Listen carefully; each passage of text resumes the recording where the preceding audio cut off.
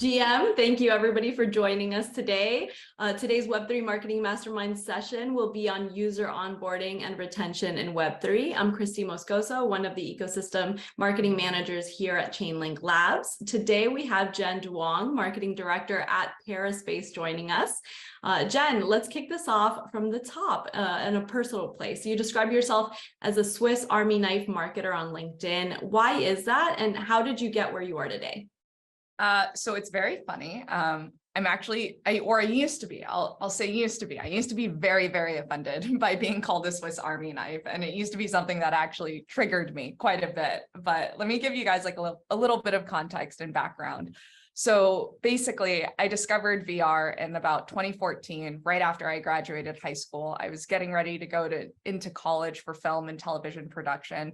And of course, like, once I started looking into VR and this new format of storytelling, I was all like, peace out, college. I'm going to go, shoot 360 videos and make movies for the rest of my life, which, as you can imagine, did not totally boil over very well with my tiger Asian mom, but like, it all worked out. And so what was really insane was I ended up spending the first 5 to 6 years of my career in VR and immersive media.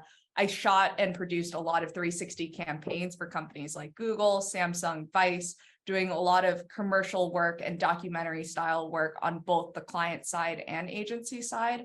And, it was an experimental time in that space. And I actually had already self-taught myself a lot of the skills that I was leveraging when it came to production, when it came to producing. And so that was incredible and fantastic. But while I was doing all of those things, I had a lot of friends that would actually, see my pitches or see my creative proposals that I had put together for, securing various RFPs, et cetera. And then the next thing you know, they're also emailing me being like, hey, Jenn, can you make me a deck? Hey, Jenn, can you review this website copy? And so all of a sudden I was being, while I was out on the other side of the world with no service, filming, I had my email filling up with friends and referrals who were asking me to do a lot of different work. And, I had some brands coming to me being like, hey, can you do this photography shoot for us? I had other brands coming to me being like, hey, we need help with our pitch deck. We're about to raise money. And so those first couple of years of my career, it was like an insane learning curve. Had to pick up a lot of different skills, but ultimately, it made me really, really well-rounded. And, I used to be really offended by being called a Swiss Army knife because I wanted to direct. That was my passion. That had been my dream ever since I was in middle school. Was I wanted to make movies and direct. And I was like, why do all of my friends keep sending in this little email oh, Jenn's a Swiss Army knife, she's you should totally meet with her. I'm like, I'm a director. Stop sending me graphic design work. But I was in my early 20s and in my early career, and of course now in retrospect I realize what a blessing and what an opportunity that was to be able to pick up such a diverse skill set and get real world experience as opposed to trying to learn this stuff in a classroom. And now I've come to realize, especially in the past year, as I've overcome that insecurity personally myself, but I've really come to realize that I'm passionate about storytelling, and that takes place across multiple mediums, not only video, not only graphics. And once I started to lean into that, I realized my talents and the environments that I really enjoy working in are fast-paced, super challenging. They're usually really small scale startups that are working on big things, but there's just something about being a part of a small team and being able to contribute in a pretty fundamental way to what the company's building. That's what gets me really excited when it comes to work. I will always being able to see the impact of your work. Yeah, exactly. And not just feeling like you're a cog in a machine. So yeah, I use that, long story short, I use that phrase because it's something a lot of my friends would describe me as, especially my close colleagues and mentors. And, as I was fixing my LinkedIn not too long ago, I was like, I need a new bio. And I basically said Swiss Army knife marketer. And then I closed down my LinkedIn and I haven't really opened it all that much since. So Yeah, honestly, I think your whole story, I think a lot of marketers, and you could even see it in the chat right now, like a lot of us have kind of a similar back. I studied studio art, but I think I always leaned into the Swiss Army knife thing. Like I literally couldn't just focus on just one thing. I kind of wanted to do all of the things. And my graduating show was, I crocheted most of it, even though I kind of focused on photography the most. Like, I don't know, I've always been about all Yeah, the little things. exactly. I love that.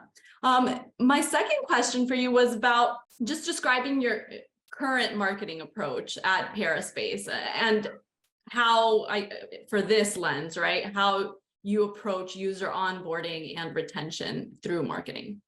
Yeah, let me share my screen. Yeah, let me give you guys like a little bit of context into Parispace. So Parispace is a Parispace is the first cross-margin on-chain NFT lending protocol. And basically the TLDR on that is, for the first time ever on-chain and completely permissionlessly, you can literally borrow anything against everything. Of course, we have to support it as a protocol, but the idea is you can come collateralize your NFTs as well as your ERC20 tokens into a single portfolio to borrow against. And so the really big idea for us is unlocking universal lending and borrowing.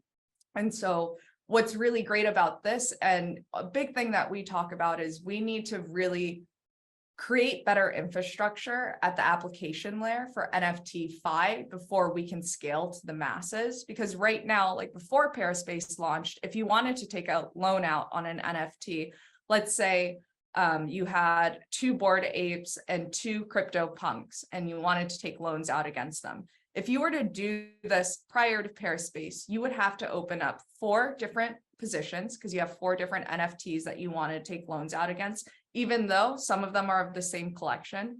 But you would basically be opening 4 different positions, borrowing 4 different times, having to manage 4 different possible liquidations, 4 different like health factor scores. It's not scalable. And like, quite frankly, it doesn't make a whole lot of sense for users.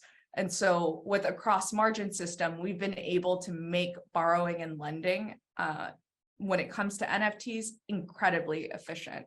And so it goes back to this whole idea that I was mentioning about borrow anything against everything. You can literally, we support, I think it's 12 different ERC 721 collections and about 10 different ERC20 tokens. That means, if you have an Azuki, you can come collateralize it on Parispace. And if you wanted to, you could borrow ApeCoin against it, or you could borrow USDC or USDT. It's not just ETH. So that's kind of the high level overview on Parispace. And I think what you guys might find particularly interesting is we actually launched December 10th from a cold start. So we've been on mainnet for a little longer than 2 months. I've been at Parispace for about 4 months. And this, we acknowledge that this user growth is pretty rapid and a little insane. And the way we onboarded quite a bit of our users was by pretty much being bullish on this idea of community and not extracting value, but adding value. So one of the big products that I'll walk you guys through a little bit of a case study here in a bit is ApeCoin staking. It's something that we built because we realized a lot of people who are doing NFT-Fi, majority of them based off of on-chain data, are Bored Ape holders. And with our cross-margin system, when ape staking started being talked about, we realized, oh my God, this is a perfect case study for us. And it's a perfect product for us to implement because people can come collateralize their Bored Ape, borrow the ApeCoin that they need to max stake, and then just stake directly on our platform. Basically, we did a lot of on-chain research, and it showed us that majority of Bored Ape holders, Mune Ape holders, Bored Ape Kennel Club holders didn't have enough ApeCoin to max stake. And so the product and engineering team did their magic, built out an initial product. And for us on the marketing side, we're new kids on the block. We have a couple of members on the team that are fairly ingrained within the Bored Ape community, but also no one has ever heard of Parispace, and we're asking people to come. It's like, hey, send your NFTs to our smart contracts and we'll give you cash in exchange. And there's this whole trust and transparency element that like we really had to overcome as new folks. And the way we did that was basically we reached out to as many Bored Ape holders as we humanly could, and we paid them to take a demo with us. We didn't ask them to do the demo for free. We said, hey, if you like, we see you have a Bored Ape, wanted to know what you're doing for ape staking. This is what we're doing. We'd love to get on a call, walk you through the platform and get your feedback. And hey, if you do the call with us, you know, like here's 100 USDC. By the way, if you have friends that you know that you think might be interested in staking with us or interested in what we're building with our platform, let us know and we'll give you a referral fee for them just taking the meeting with us. And so it goes back to this whole idea of like, one, incredibly bullish on community, two, and I'll emphasize this over and over again, it's like, where can we add value and not extract value? And three, Yubo says it best. He's like, we are obsessed with solving user problems. So every single touch point that we had with users before we were even launching the platform, we were understanding what problems were they facing. We were really digging in deep into like, oh, like what platforms do you currently use? Why are you using them? And a lot of it was just because, well, that's what's around and they've been around the longest. So that's kind of like the biggest layer of trust that we had to overcome in the last 2 months. So I would say at high level, you know, that's kind of a really good way to think about how we got our first chunk of users on that have given us all the traction that we currently have. I love that. And just because you've already kind of gone into it a little bit, would you mind also talking about how Parispace and Chainlink work together? How does Chainlink secure or power any of this? Yeah. Look at that. You're so prepared. It's so prepared. It's not like I had a list of questions before the webinar. Like I'm just like, I don't know if you guys know, I'm a Swiss Army knife. I'm just like magically designing some stuff here while I'm chatting with you all. No, but so we are one of the first NFT platforms to actually integrate with Chainlink's NFT floor oracles. And this is really core to our business because, of course, as users are coming to us being like, hey, here are NFTs, we're not able to give them liquidity for the full value of those NFTs. We have to actually treat all of those NFTs the same. We're actually working on some rare trait boosting. So if you have like a Bored Ape with golden fur, you'll be able to get like 6 times the floor value just directly borrowing from the platform. But for most NFTs, we do have to look at the floor price in terms of like what's the trading volume? If this person goes into liquidation, will their asset sell essentially? Like that's the key problem that we have to ask. And so what's really unique and what we actually love about Chainlink's floor oracles is they're taking actual transactions from the blockchain and saying, oh, this is the average of the bottom 20% of transactions. This is the average floor value. And what that allows us to do is have a little bit more of a conservative approach when it comes to loan to value ratios that we're giving to our users, because we have to balance the needs of both borrowers and suppliers on our platform. And the way you kind of see this evolve is literally based off of our borrow volume. So our total borrow volume is sitting around 16 million over the last 2 months, but you can see what that growth has looked like here on a week-to-week basis. But basically what this is showing you is people are coming to Parispace saying like, hey, okay, I see the floor price that you're giving and it's powered by Chainlink. Great, you're going to give me 60% of that floor price on my Bored Ape. Awesome. I'm going to borrow, what is it? It's like 41 ETH. And all of that adds up over time. Nice, thank you. That was a really good explanation. And this question is like really for me, because I come from a more traditional tech, I guess, background. I did a lot of adoption marketing though. So I feel like user onboarding and retention was the type of marketing that I focused on. But at a high level, how would you say that like addressing onboarding and retention in Web3 would differ from Web2 or other industries in general? Are there unique challenges or opportunities that you see? Yeah, so the way I like to think about this is really looking at it like layers, just like we do with blockchains, right? We have our L1s and then we have our L2s that are coming to scale via all these different really cool innovative mechanisms. But when you look at your L1 for onboarding and retaining users, there's a lot of things from Web2 that, and I would even say across industries, that are still applicable, right? I consider this like a foundational layer. So having simple, good UX, UI, having a clear messaging, clear like value proposition that you're communicating. You can even look at gamification, product education, all of these things you still should have. And I know if you're a small team, it feels difficult to feel like you have all of these bases covered. And like, that's something that even at Parispace, like we're a really, really small team. It's something that we're having to balance. But what's particularly interesting about the way we go about it is while all of these foundational things are good to have, like the product team takes care of having good UX, UI, we spend a lot of time continually refining our messaging and our branding, and it's still evolving. Like, quite honestly, Parispace is still like fine tuning and tweaking ours quite a bit. We kind of look at the next level of that, and this is really where I think a lot of our focus is, but it's like the next layer of that, which I consider like the Web3 ethos. You can think of this as like your L2 layer for onboarding and retaining users, right? And you kind of like, before we like dig into some of these points, like zoom out, you have to think about, why are we all here? Why are the folks that are showing up on Twitter every single day still tweeting about this space? Why are people spending hours and hours sitting on Twitter spaces chatting with themselves about what's happening in this space? And it's all because of this idea of decentralization, this idea of self-custody. It's this idea of freedom that Web3 brings, and this revolution that I feel like we're already seeing a cultural shift moving towards, right?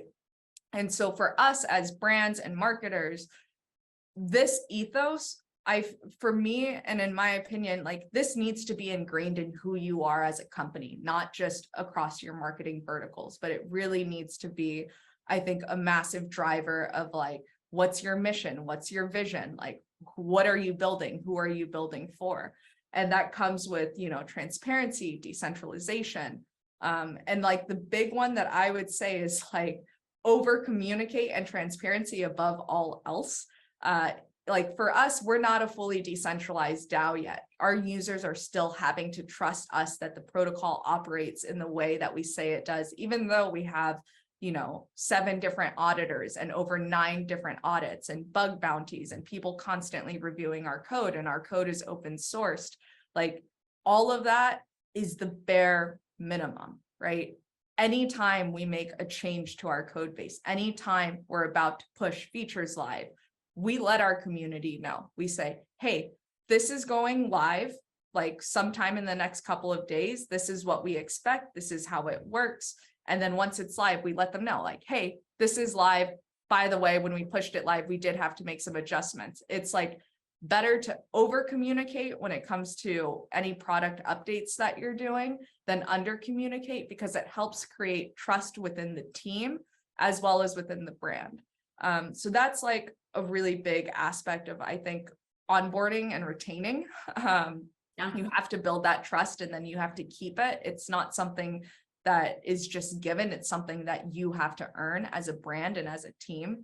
I think the other really big thing, and you'll see that this is kind of common between emphasis on community feedback, shared building, participated community, user-centric, user-focused. It's one of the things where you think about it is, number one, your protocol, even if you have VC funding or whatever it is, your protocol would not exist or matter without your users. And if you don't have those users yet, you kind of have to think about, where am I going to pull those users from? And then once you secure them, you have to kind of be humble and realize like, oh, well, yes, I built this really cool thing. My company built this really cool tech, but literally it would not matter if we didn't have users here building it with us or utilizing it.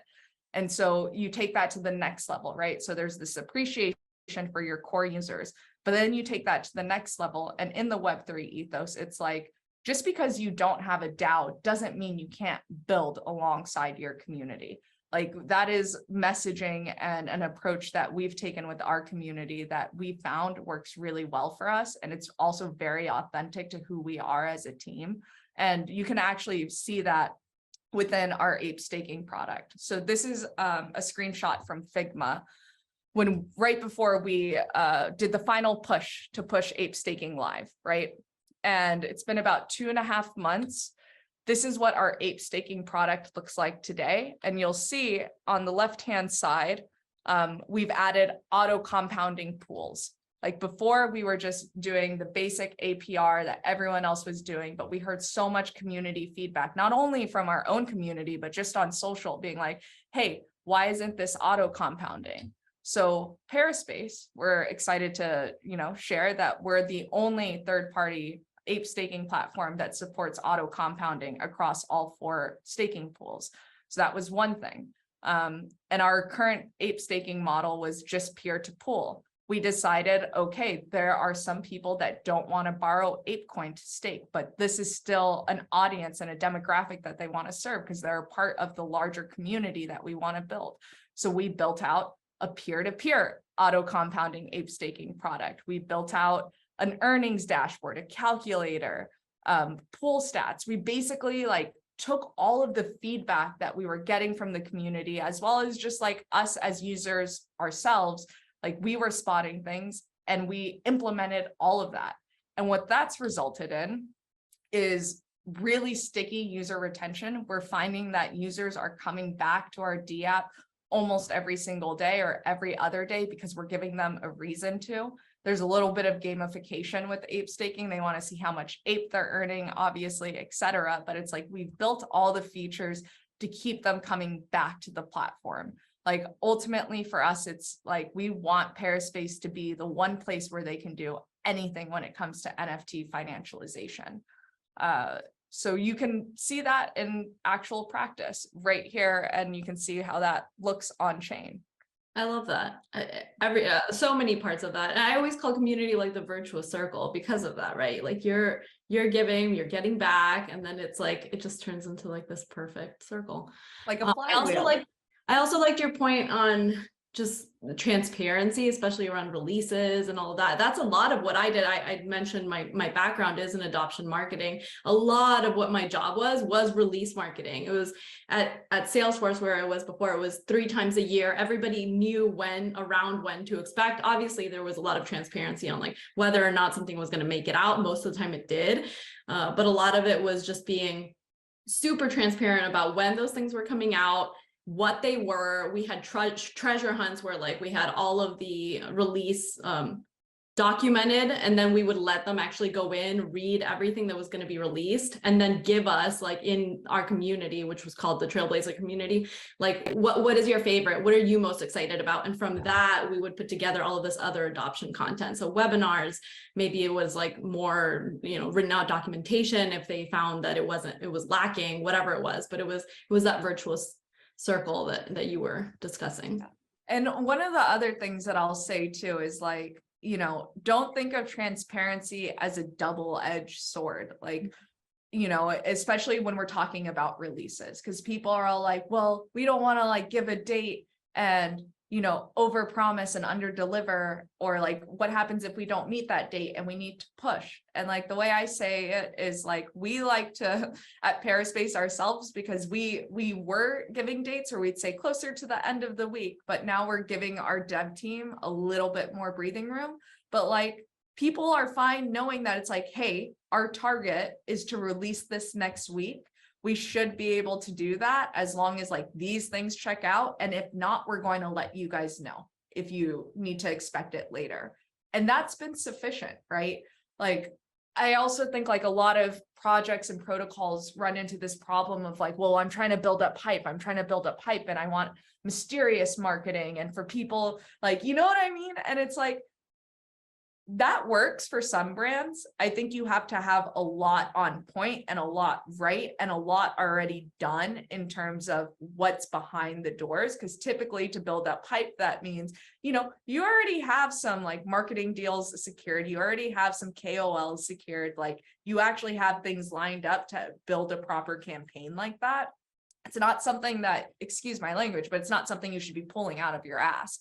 And so it's like, unless you have that prep and you have the budget to do a big splashy campaign where you're going to attract that type of attention, which definitely has its benefits, like go for transparency. Don't overpromise your community. All they're asking is for you guys to be transparent and like, that's one thing I would always say is bad news first is good news. Yes. I mean, like I live my life by that.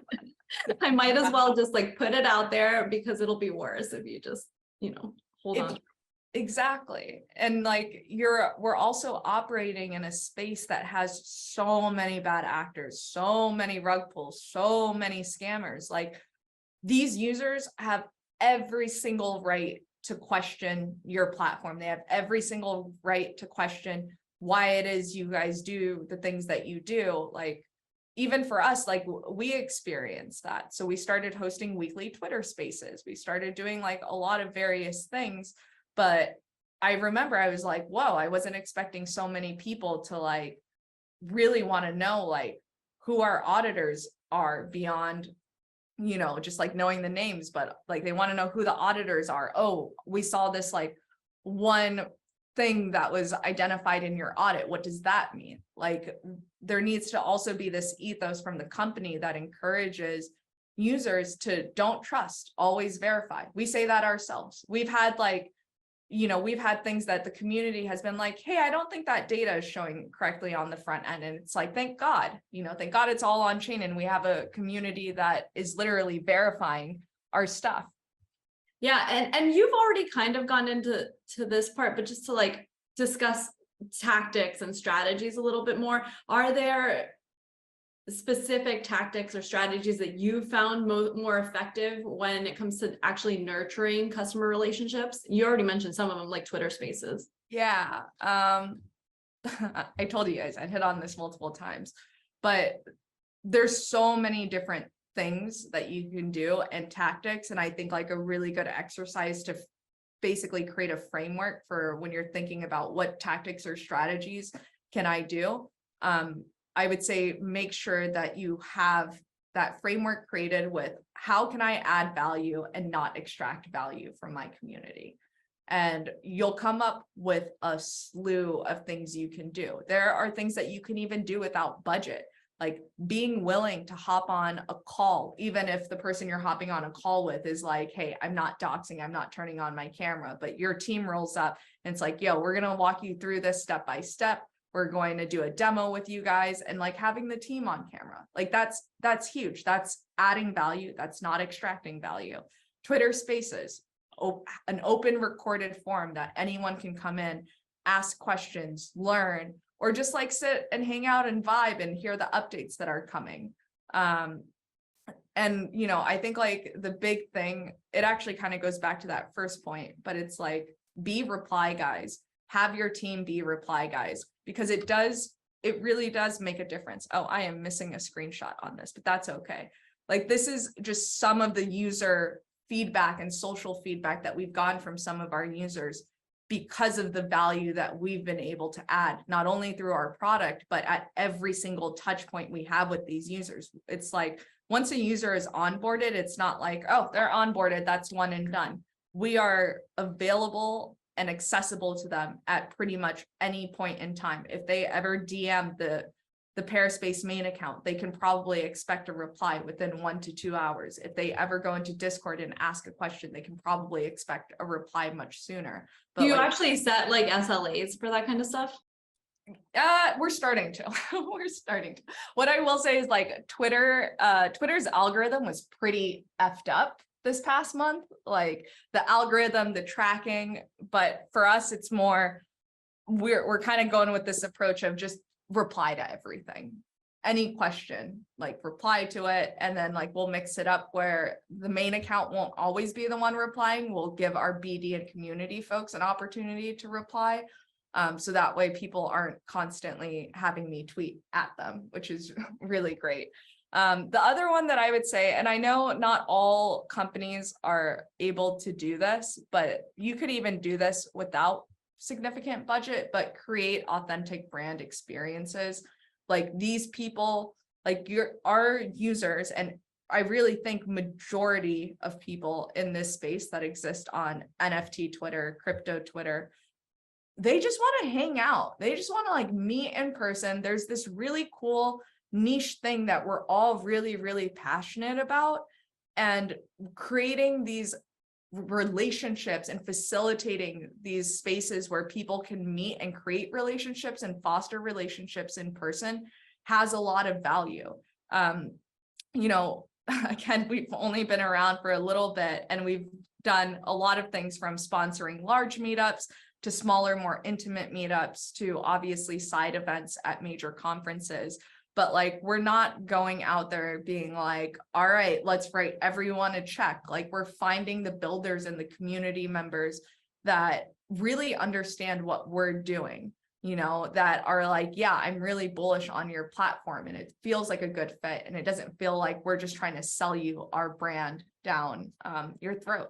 So those are kind of, I would say those are three things that I would look at, and there's probably a lot more that you guys could expand upon just by doing brainstorming sessions with your team. Yeah, definitely. I have so many questions, but we only have a few minutes left, so I'm like trying to decide which way I want to take this. I think one thing for sure that I find interesting in Web3 in general is just like this constant balancing act that we do between the need for user privacy and security, while still obviously as marketers wanting to personalize like and customize, right, our user experiences. So is that something that you think about a lot too? Yeah, it's actually funny that you bring this up, because we're actually in the process of like really building out our robust like GA board. But the way I look at it is, look, I don't need to know if you like cats or dogs. I don't need all this crazy third-party data that like Meta and all these other companies have been like harvesting from us to know how to market to you. Like, when I think about what data do we really need to paint a picture of our user, it's more like, where are they located, potential age range, and then obviously like, how do they identify, male, female? Like, we just need the general stuff, because if you think about it, we work in a space where everything is on the blockchain. So it's like, for me, because like I'm pretty big on user privacy too. Anytime I get a freaking cookie pop-up, I'm like, do not sell my cookies. Like, absolutely do not track that. That is not necessary information for you. And so I think it's kind of like, we build the platform in the way that we would want to use it ourselves. You know, like every single person on Parispace is also a power user of Parispace on the team side of things. And so in terms of like balancing user privacy, I think prioritize user privacy. It goes hand in hand with transparency, right? But there is still a lot of data that you can just get like from Google Analytics that can be really helpful. It's just more, how did you build out your GA? What events are you actually tracking? And if you can figure out the right events to track, that data in itself becomes valuable, and it doesn't feel like you're encroaching on user privacy, because like, it doesn't tell you exactly who they are. It just paints a general idea. And quite frankly, I feel like as marketers in this space, we're not doing targeted ad buying, to be clear. All of our stuff is organic. So it's not that big of a priority for us. Yeah, and actually, so let's go into that, specific tools or platforms that you consider like indispensable with this. Yeah, Google Analytics, if that wasn't obvious. SEMrush is actually really, really good. I think that there's a lot of Web3 brands and protocols that are kind of neglecting SEO marketing, but there's so many ideas that you can pull from that, especially in terms of educational content. Like, what are people actually looking for when they're Googling NFT lending and NFT-fi? And the the results are pretty eye-opening when you actually do it, because you realize you're like, oh, wow, there's only, 67 people that just Googled what NFTi is in the last week. So it also kind of shows you all these areas of opportunities that you could potentially start to dominate, and especially because SEO is such a long-term game. So I would say Google Analytics, SEMrush is my SEO tool that I use. And also I've been experimenting and exploring with ChatGPT and AI. Definitely talk more about that. Yeah, it's been actually really fantastic. So to give you guys some context, Parispace, we're about a 30-person team, with majority of that being on product and engineering. Marketing, I'm pretty much the dedicated marketing resource. I have a couple of folks that I work with, and then there's overlap with the BD team. So we all kind of function as a really small, tight, and nimble family. But what that means is I can't like the other week, because we're working on our branding and refining our messaging, I put together a big brand exercise that I sent to everyone, and I'm like, I need you to fill this out. And of course I went through and I read each page. I jotted down my own notes, but I maybe spent about 30 to 45 minutes doing that, where it's I read each answer, made some own notes, and it was okay, have an understanding of what everyone put down. But then I basically ran those brand exercises through ChatGPT with my team's input. And I was like, where are the key trends in analysis? And then I just cross-referenced what ChatGPT spat out and then what I had. And there were some times where I was like, oh, those are really good points, or I really like how that's phrased in terms of trend analysis, and I would port that over. So I'm trying. I don't know how I feel about leveraging ChatGPT to write copy. I think it's great for a soundboard. Sometimes I'll have copy ideas that I'll send to it, and I'll be all yeah, but make this funnier, or do this in this type of tone, just to give me ideas of where to go. Because I think it still needs a lot of work. But in terms of leveraging it to do analysis on various things or try to identify certain trends, has actually been really, really helpful and really saving my time, quite frankly. I feel we need to have a whole W3MM session on that. Yeah, dude. How marketers can. I'm gonna be all how to use ChatGPT to create educational and research content strategies. Because I'm not gonna lie, I definitely used it for my 1-year anniversary Twitter thread, just to give a basic start to it. And it actually wasn't me, because I feel I'm not good at it. I got my friend to kind of start it for me. With the prompts, but that's the thing. It's we work in an industry that is moving so fast that I'm still learning how to have a better work-life balance. But the reality is Web3, crypto, NFTs, it doesn't sleep, but we need to not burn out, and we need to figure out how to work more efficiently. And I think to not be exploring these tools in some capacity right now is if you're not doing it, you should be doing it, because this could become the standard in the next 5 years. And you don't want to be here 2 or 3 years down the line being I don't know how to write a good prompt to get good results. We need to learn how to sleep faster. Based on the chats, everybody's in agreement, but Kevin says we just need to learn how to sleep faster. I need to learn how to sleep less. Sleep less, function better. Some of us do, because I'm forced to with young children. Oh my God, that's true. That's very, very true. I guess I can't complain. I still have the luxury of I could sleep more if I wanted to, I'm being funny. I feel they're old enough now that I definitely get my sleep. If I don't, it's that I'm staying up watching way too many episodes of something. That's on me. You're I'm binging you. I'm waiting for part 2. So I know we are at time, but I want to end it with something positive. What's one thing that you're excited about in Web3 this year? And it could be professional or personal, whatever you want to share. Dude, not to shill my own company, but to show my own company, I am so excited about NFTi and where it's going. Prior to joining Parispace, I was more on the DeFi side of things, but I think when you look at on-chain data and you start looking at Duong analytics, like all signs are pointing towards NFT becoming a massive, massive sector. Loan volume and lending volume has gone up significantly. We're seeing more and more players come across the space, and also just like the amount of traction we've been able to have with Parispace in the first 2 months that we launched, like just indicates to me that it's like, okay, there is a need and there is a desire to unlock liquidity in the way that we're doing it.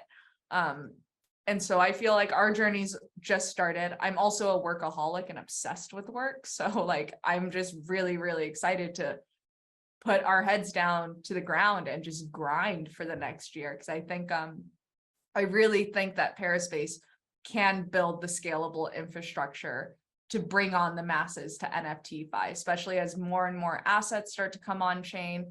Like imagine like your house, like the ownership of your house becomes an NFT one day and you want to take a loan out against it. Where are you going to go? If we don't start, I'm ready for that future. Yeah. Like, and I'm ready for Parispace to be the platform that you go to when you're ready, you know?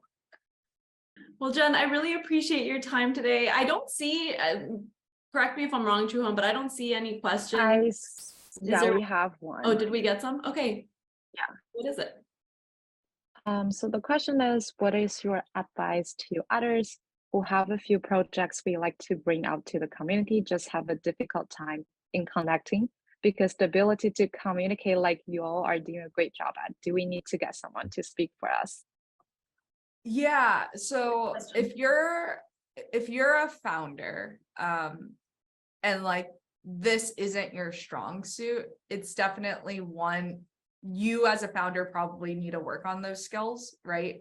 But that doesn't have to be the end all be all. You could definitely look for someone that you can bring into your team who gets the mission, who gets the vision, that can kind of go out and champion on your behalf. But when the hard conversations come, or when a really key person is like, oh yeah, I really want to like learn more about the various projects that you're doing, like they're going to expect you as a founder to be able to also do the pitch and be able to, you know, charismatically communicate to them about it. So I would say, yes, you can definitely look at hiring someone.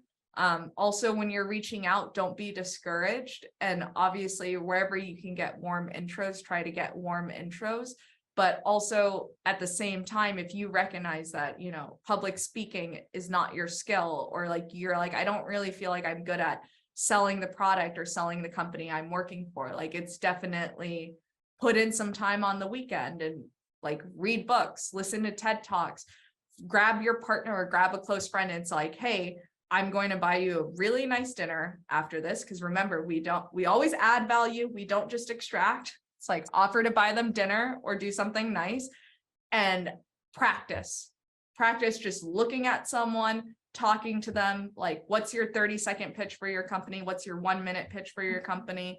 And then the other thing that I will say is it's going to depend, but if you're going to events and you're doing side events, like you got to read the vibe of the room. You know, there are some events where it's going to make sense for you to roll up, be like, hey, I'm Jen, I'm the marketing director, blah, blah, blah, blah. This is what we do.